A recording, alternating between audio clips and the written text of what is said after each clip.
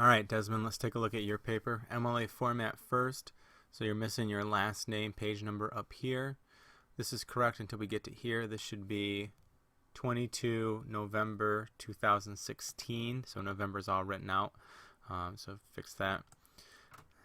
This is okay title. It's not really hinting on your theme, which is about believing false information. I'd rather see a title that kind of points to that. So you have a quote. You don't have any in-text citation, so I want to know where you got this from. This is a fragment sentence, so you want to make sure that you add on to that. If you're trying to make this all one sentence, you still need a citation. Got a space issue here. Now, you jump right from here into he has several things wrong with him, but the most noticeable problem Macbeth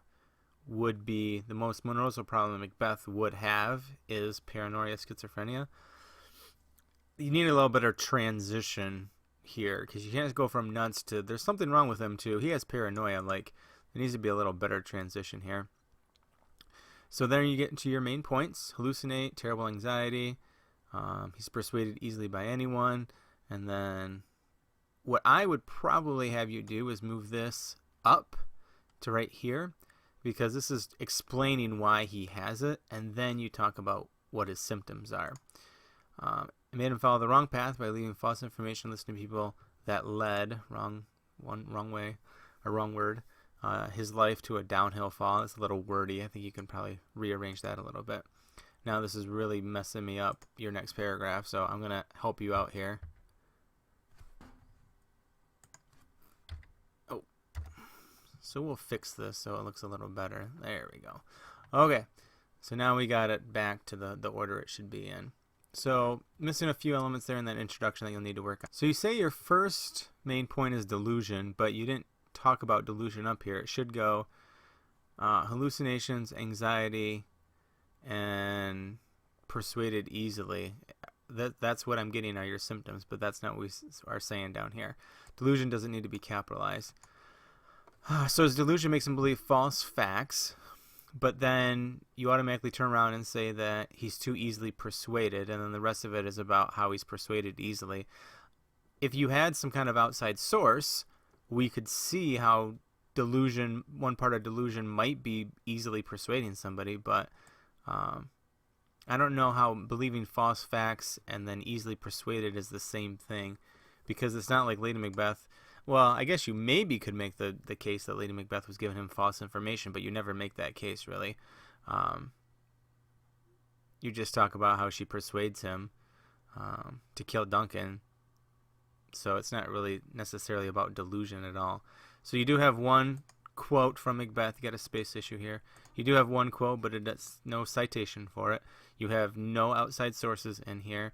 You do not talk at all about or expanding on this idea of false information, listening to people, other than to say that he did that. So you want to work on that. You got to work on verb tense here. Not she had persuaded. She persuaded Macbeth. Just keep it all regular past tense.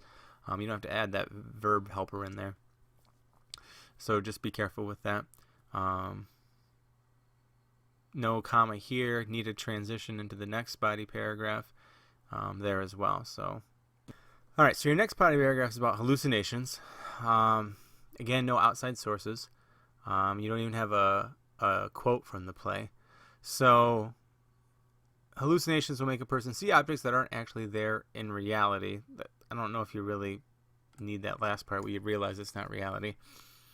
He has a few of hallucinations that impacts him. So he has a few hallucinations that impacts him. This would be like a colon instead. One is a ghost, no comma, and the other is a dagger.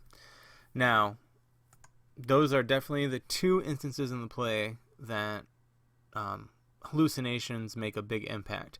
Here's what you're not doing, though. Well, we'll get to this end part here. You're not elaborating on anything. You're just telling me. You're just laying out the plot. So it's not really adding anything to your analysis of the events, because, again, go back to your thesis statement. This is what it should be about.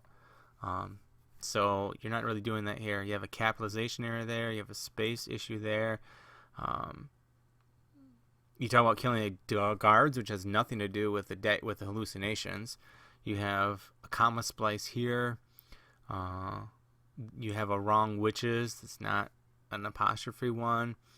You capitalize prophecy, which doesn't need to be capitalized. This is already, and this is where we're getting into the falseness of it. So he won't have any kids. Well, he already has Fleance, so that's false. After the murderers kill Banquo, Macbeth is at a dinner with Macduff, which is false. He's not at the dinner. Macduff is absent from the dinner, which is why Macbeth gets suspicious. When he sees the ghost, he freaks out, and this draws suspicion of Macduff, which is not the case at all. That Macbeth might have done something wrong. Macduff was already, onto him earlier than this, so that's not false. That's not true at all. So you have a lot of false statements in here that are just plain wrong. So that obviously doesn't help your case. But the thing was supposed to be about hallucinations, yet you're not talking about the impact of those hallucinations on his disorder and what it means to the play overall. Still missing a transition into the next paragraph as well. All right, so the next one is about anxiety. And it's definitely weak in a lot of different areas. For one, you again have no outside sources whatsoever. All you're talking about is plot. And even the plot you have, some of it has nothing to do with anxiety. And all it would take, Desmond, which we'll get to at the end here, for some of this is just a quick little look over it one more time. All right, so a moment where Macbeth's anxiety kicks in is when he is fighting Macduff, and in several different times in the play. So that's not a complete sentence there. Macbeth finds out that he wasn't, quote, born of woman, so that you do have a quote, but you don't cite it. The only person that can kill Macbeth is a person who is not born of woman, as Macbeth was worried and he overthought of the choices he has done. So there's another sentence fragment. Anxiety also made Macbeth feel tense in the situation that he was in. Macbeth's anxiety also had affected him, wrong effect, when Lady Macbeth had persuaded Macbeth in killing Duncan. All of a sudden you're capitalizing the B in Macbeth now. He wanted to kill the king so he'd be one step closer to the throne, but he didn't want to because it wasn't right, and he wanted to just wait for his time to come to the king, to be king. What does this have to do with anxiety? When he did kill the king, Macbeth became restless and couldn't sleep because his anxiety made him keep thinking about his murder. That's a little bit closer to the truth and a little bit more about what you want to have.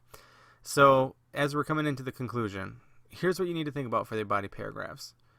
Number one, strong topic sentence that really sets up what the paragraph's going to be about.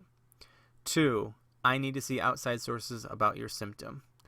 3, I need to see examples from the play.